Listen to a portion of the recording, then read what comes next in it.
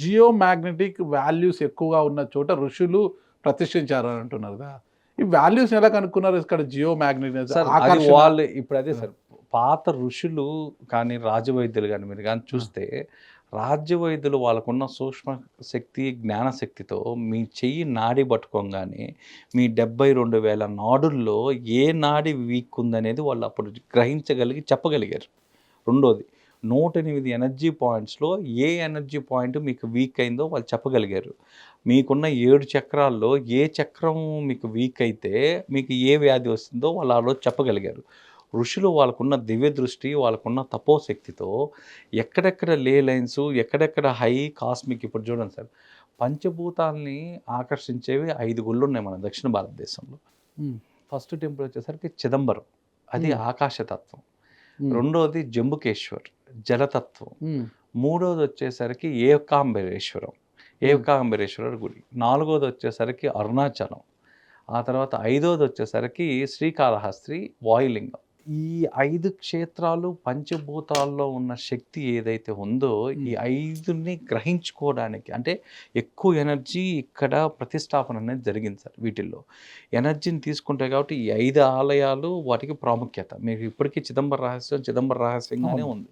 So అది ఎందుకంటే ఆకాశతత్వం sir. ఇప్పుడు జనరల్గా ఇక్కడ రాగానే హై జియో మ్యాగ్నెటిక్ ప్లేసెస్లో ఏం జరగద్ది అంటే, మీరు అక్కడ అడుగు పెట్టంగానే ఏ సాధన లేకుండా ఆటోమేటిక్గా కొన్ని సంవత్సరాలుగా మీరు తపస్సు చేస్తున్న మైండ్ఫుల్నెస్ ఏదైతే ఉందో ఈ ఆలయంలో ఫస్ట్ మీరు నిలబడుకోగానే మీరు ఎక్స్పీరియన్స్ అయ్యేది మొత్తం జీరో థాట్ఫుల్నెస్ మీకు వస్తుంది. మొత్తం జీరో గ్రౌండింగ్ అవుతాయి. మీ థాట్స్ అన్నీ గ్రౌండింగ్ అయ్యి అసలు ప్రశాంతం అనేది మీకు ఆ గర్భాలయం దగ్గర నిలబడుకోగానే వస్తుంది చిదంబరంలో. సో ఇదే మీరు చూడండి సార్, ఇదే కొంచెం వెళ్తే అరుణాచలం కానీ శైవక్షేత్రాలే కదా, అన్ని శైవక్షేత్రాలు అన్నీ కూడా అవన్నీ కూడా శైవక్షేత్రాలు. ఈ శైవక్షేత్రాల్లో రెండోది చూడండి అరుణాచలంలో ఒక మెడికల్ బెనిఫిట్ చెప్పాను సార్ మనం ఆల్రెడీ. ఏం చెప్పామంటే ఆయుర్వేదిక్లో వాత పిత్త కఫ దోషాలు ఉంటాయి. అవును.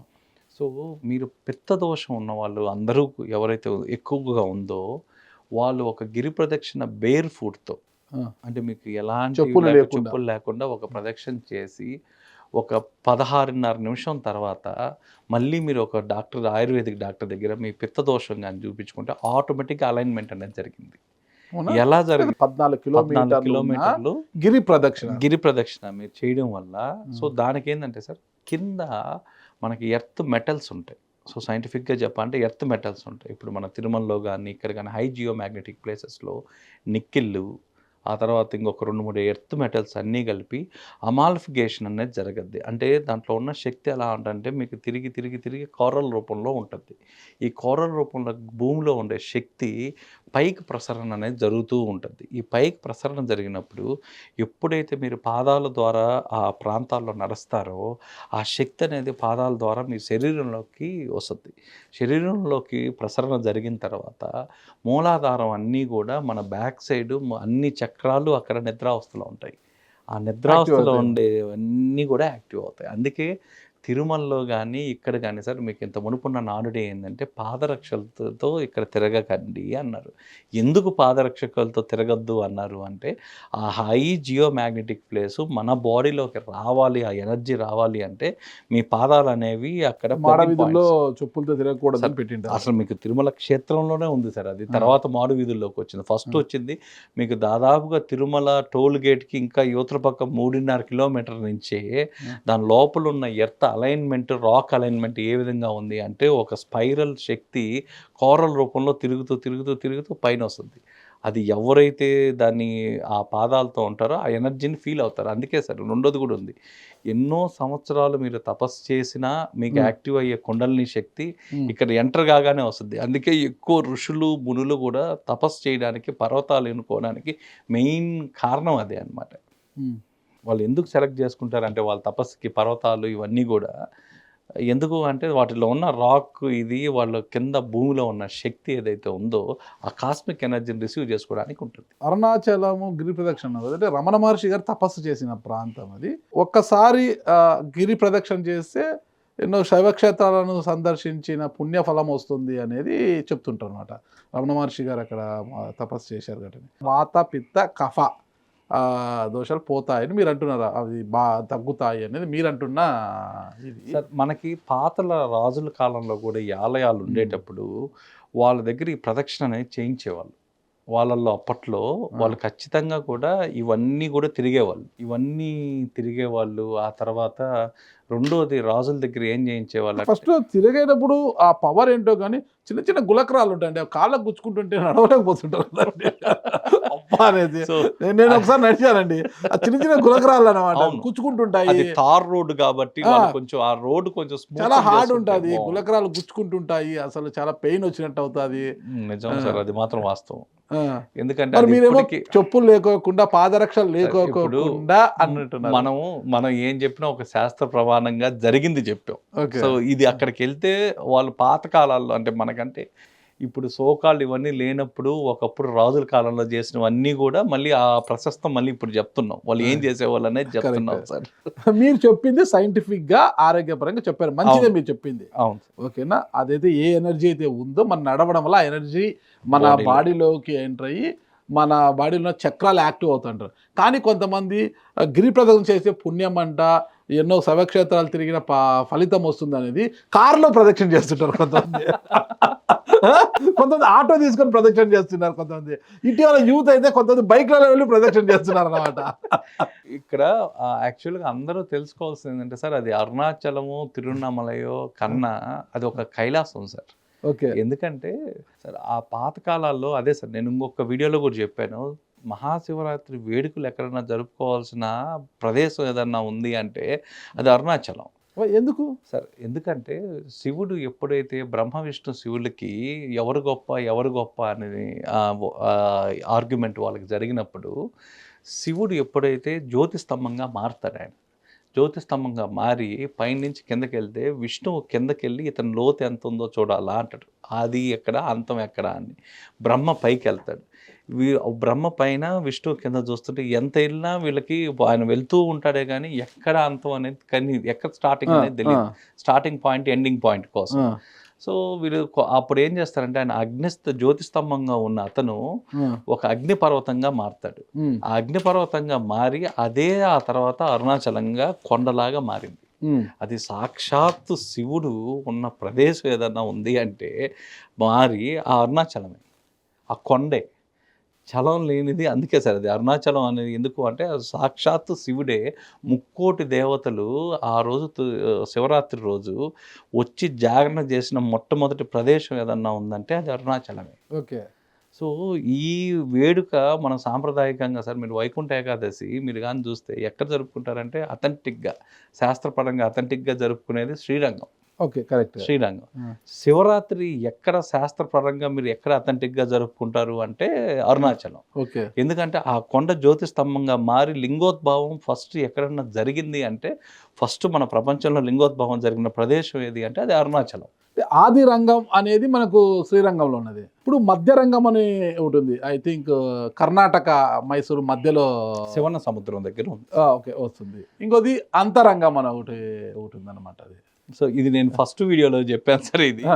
సో ఆ ధనుర్మాసంలో కొన్ని లక్షల మంది ఎవరైతే ఫైనాన్షియల్ స్ట్రెస్ ఉంటారో వాళ్ళు చేయవలసిన ఆలయాలు ఏదన్నా ఉంది అంటే, ఇప్పుడు కాదు సార్, ఆయన మన కృష్ణదేవరాయల దగ్గర ఉన్నప్పటి నుంచి ఆయన కనిపెట్టినట్టు. ఎందుకంటే అప్పుడు విపరీతంగా యుద్ధాలు చేసిన తర్వాత వచ్చిన కరువుతో ఆ రాజ్యాలన్నీ అల్లాడిపోతుంటే ఆ ఋషులు అప్పుడు ఉండేవాళ్ళు ఆయనకు ప్రిస్క్రైబ్ చేసిన యాత్ర ఏదన్నా ఉంది అంటే ఈ ఆది మధ్య అంతరంగం.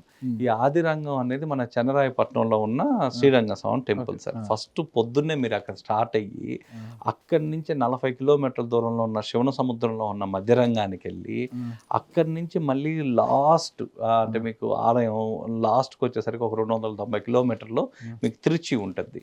ఈ మూడు ఎవరైతే పొద్దున స్టార్ట్ అయ్యి తమిళనాడు పొద్దున స్టార్ట్ అయ్యి ఈ నైట్ లోపల చేయాలి సార్. ఈ మూడు ఆలయాలు పొద్దున స్టార్ట్ లేదా సార్ వెహికల్. ఇప్పుడు అంత మునుపంటే ఇవన్నీ దగ్గర ఉన్నాయి, అంత అడవుల్లో కాబట్టి పోగలిగారు. కానీ సో వీళ్ళు ఎవరైతే మార్నింగ్ చేస్తారో అంటే చాలా మంది గోప్యంగా చాలా రహస్యంగా ఎవరి పాటికి వాళ్ళు చేసుకుంటుండేది ఈ యాత్ర. అంటే కొన్ని చరిత్ర దాచిపెడితే కొన్ని మనకు తెలియని అవేర్నెస్ సార్. సో సో వీటికి ఏం చేసే వాళ్ళు అంటే జనరల్గా కర్ణాటక వాళ్ళు ధనుర్మాసం స్టార్ట్ కాగానే అంటే కొన్ని వేల మంది అంటే కూడా తక్కువ సార్, కొన్ని లక్షల మంది నార్త్ వాళ్ళు, మనకన్నా ఎక్కువ నాలెడ్జ్ నార్త్ వాళ్ళు ఉంటారు. వీళ్ళందరూ కూడా ధనుర్మాసం స్టార్ట్ అయిన ఫస్ట్ డే నుంచి లాస్ట్ డే వరకు ఈ 3 టెంపుల్స్ ఒకే రోజు విజిట్ చేస్తారు. ఉదయం నుంచి సాయంత్రంలో పొద్దున 5 గంటలకి ఫస్ట్ ఆదిరంగంలో మొదలు పెడతారు. రాత్రి 7 గంటలకల్లా అదే రోజు రాత్రి 7-7:30 కల్లా శ్రీరంగం కంప్లీట్ చేసేసి ఉంటారు. అంతరంగం పూర్తి చేస్తారు. అంతరంగం పూర్తి చేసేస్తారు. ఆదిరంగం, మధ్యరంగం, అంతరంగం పూర్తి చేస్తారు. వచ్చే ఫలితం ఏంటి సార్? ఫలితం ఈ యాత్ర వల్ల, ఈ యాత్ర వల్ల దాదాపుగా ఇది కొన్ని సంవత్సరాలు, వందల సంవత్సరాల నుంచి జరుగుతుంది యాత్ర. ఈ యాత్రలో ఎవరన్నా ఫైనాన్షియల్ ఇష్యూస్ ఉండేవాళ్ళు, ఆర్థిక ఇబ్బందులు ఉండేవాళ్ళు, ఫైనాన్షియల్ గా బ్లాకేజ్ అయిపోయిన వాళ్ళు, ఏ దారి లేక కాముగా ఇంట్లో కూర్చొని వాళ్ళకి నెక్స్ట్ ఏం చేయాలో తెలియదు అన్నోళ్ళు, సో చాలా మంది అప్పులు పాలైన వాళ్ళు, నెక్స్ట్ ఈ అప్పులు ఎలా కట్టుకోవాలో తెలియదు, ఎలా బయటికి రాలో ఉన్న వాళ్ళకి ఒక దారి చూపించేది, ఏదైనా ఒక పరిష్కారం ఏదైనా కావాలి అంటే వాళ్ళకి ఏదైనా ఒక దారి దొరకడం. అంటే అక్కడున్న టెస్టిమోనియల్స్ కూడా టోటల్గా బ్యాంక్రప్ట్స్ అయిపోయి ఇబ్బందులు పడేవాళ్ళు, ఫైనాన్షియల్స్ వాళ్ళు ఈ యాత్ర కొంతమంది చేయడం వల్ల మేము తీసుకున్న టెస్టిమోనియల్స్లో వాడికి ఏ దారి లేక బ్లాక్ అయిపోయి ఇంట్లో కూర్చొని కొన్ని దాదాపు 2-3 సంవత్సరాలుగా ఉండిపోయి ఏం చేయాలో అర్థం కాకపోతే సడన్గా ఒక వ్యక్తి తారసపడడం, ఎప్పటి నుంచో ఎవరో ఒక హెల్పింగ్ హ్యాండ్ రావడం, ఇక్కడి నుంచి మాకు డబ్బులు రావు అనుకున్న వాళ్ళు కరెక్ట్గా వచ్చి డబ్బులు ఇవ్వడం, ఆ తర్వాత దాని ద్వారా మళ్ళీ వాళ్ళు ఆ ఫైనాన్షియల్ అనేది రికవరీ అనేది స్టార్ట్ కావడం, ఈ రికవరీ స్టార్ట్ అయ్యి మళ్ళీ అక్కడి నుంచి ఒక 2-3 ఇయర్స్ లోపల పూర్తిగా బయటికి రావడం ప్రాబ్లం నుంచి. ఈ భక్తులు ఏం చేశారంటే సార్, వర్డ్ ఆఫ్ మౌత్, ఒకరికి ఈరోజు నేను వెళ్ళాను, నాకెళ్ళి ఒక 6 మంత్స్లో 8 మంత్స్లో నాకు ప్రాబ్లం క్లియర్ అయింది, నేను పోయి వాళ్ళకి చెప్పడం, ఈ యాత్ర చేయడం వల్ల మాకు ఒకటి జరిగింది అని. ఇట్లా అన్నీ చేస్తే సార్ కొన్ని లక్షల మంది తయారయ్యారు, కొన్ని లక్షల మందికి అందరికీ ఫలితాలు ఇచ్చాయి. ఎవరికి అంటే మాకే టెస్టిమోనియల్ దాదాపుగా ఒక 7-8 వేల మంది వచ్చారు, 8,600 మంది టెస్టిమోనియల్స్ తీసుకున్నాం. మాకు తెలియకుండా కూడా చాలా మంది వర్డ్ ఆఫ్ మౌత్లో మేము విన్నది ఆ ప్రీస్టుల ద్వారా, అక్కడ లోకల్ ద్వారా కూడా వచ్చిన వాళ్ళు 99.9% అందరికీ ప్రాబ్లం సాల్వ్ అయ్యి బయటికి వెళ్ళారు. అది కేవలం సంవత్సరంలో ఒక ధనుర్మాసంలో మాత్రమే సార్. పవర్ ఏం జనరేట్ అవుతుంది అక్కడ ఆ యాత్ర చేయడం వల్ల వచ్చే పవర్? ఆ టైంలో మనకి ఏదైతే ఈ అమ్మవారు ఉన్నారో, అక్కడ ఉన్న లక్ష్మీ అమ్మవారు మామూలుగా ఉన్న రోజుల్లో కన్నా మన విశేష రోజులు, ఇప్పుడు చూడండి సార్, మామూలు రోజుల్లో మీరు కానీ చూస్తే మనకు పర్వదినాలు అని పెట్టుకొని వచ్చాం. ఈ పర్వదినాల్లో వైకుంఠ ఏకాదశి కానీ ఇవన్నీ కూడా మనకు పర్వదినాలు. ఆ రోజు మామూలుగా ఉండే ఎనర్జీ కన్నా ఒక 10 times మీకు ఎక్కువ ఉంటుంది. సో ఈ ఎనర్జీ ఎక్కువ ఉండడం వల్ల ఆ ఫలితాలు కూడా కొన్ని ఎక్కువగానే వస్తాయి. ఆ టైంలో ఆ రైట్ టైంకి మనం ఆ రైట్ ప్లేస్కి వెళ్ళడం వల్ల మనకు జరిగే సింక్రనైజేషన్ కూడా కరెక్ట్గా జరగదు సార్, అంటే పనులు కరెక్ట్గా అవుతాయి. అందుకే పర్వదినాల్లో మీకు కోట్ల మంది దేవాలయాల దగ్గర ఉంటారనమాట. సో ఈ టైంలో అమ్మవారి అనుగ్రహం ఎక్కువ ఉండడం వల్ల ప్రతి ఒక్కరూ కూడా వచ్చి దర్శించుకొని ఆ తులసి మాల సమర్పించిన వాళ్ళందరికీ కూడా ఫైనాన్షియల్ సొల్యూషన్స్ దొరికాయి కాబట్టి ఆ యాత్ర ఈ రోజుకి ఆ ఒక్క నెలలో కొన్ని లక్షల మంది ఇప్పటికీ చేస్తున్నారు. గ్యారంటీ ఇస్తారు మీరు? నేనైతే గ్యారంటీ ఇస్తాను సార్, ఖచ్చితంగా. ఎందుకు అంటే ఆర్థిక సుడిగుండంలో కొట్టుమిట్టాడుతూ ఇక జీవితంతో విరక్తి చెంది ఇంట్లో ఏం చేయాలరా, ఉంటామా పోతామా అని ఒక అటు ఇటు ఉన్న మీమాంసలో కొట్టుమిట్టాడే వ్యక్తి ఈ యాత్ర చేస్తే ఖచ్చితంగా ఆర్థిక సుడిగుండం నుంచి బయటపడతాడు, ఉపశమనం లభిస్తుంది, దారి దొరుకుతుంది అని ఖచ్చితంగా చెప్పగలరా? ఖచ్చితంగా సార్. ఎందుకంటే నేనని చెప్పండి, మీరు లాక్ చేసుకోండి సార్. నేనేం చెప్తున్నా అంటే, నేనని కూడా చెప్పను, మనం నమ్మిన దైవం మనల్ని నడిపించే శాస్త్రం, ఈ రెండు ఉన్నంతకాలం నేను 100% వీటి ప్రామాణికంగా చెప్తున్నాను సార్.